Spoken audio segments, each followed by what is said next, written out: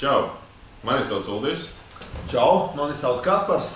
Kopā mēs darbojamies projektā Treneris runā. Vēlamies aicināt tevi uz mūsu otro semināru, kas notiks šeit RTU Ķīpseles peldbaseina boksa zālē. Šoreiz tiešām boksa zālē. Runāsim par treniņiem. Es pastāstīšu par to, kā sadalīt slodzi treniņa laikā, par treniņa uzbūvi, par spēka un kardio treniņiem. Es stāstīšu par atšķirību starp profesionālo sportu, starp amatieru sportu un veselības sportu, kā arī izskatīsim, no kā veidojas mūsu sportiskais un veselības rezultāts. Ja tev tas viss šķiet interesanti un aktuāli, tad tiekamies 7. decembrī 2008. vakarā šeit boksa zālē.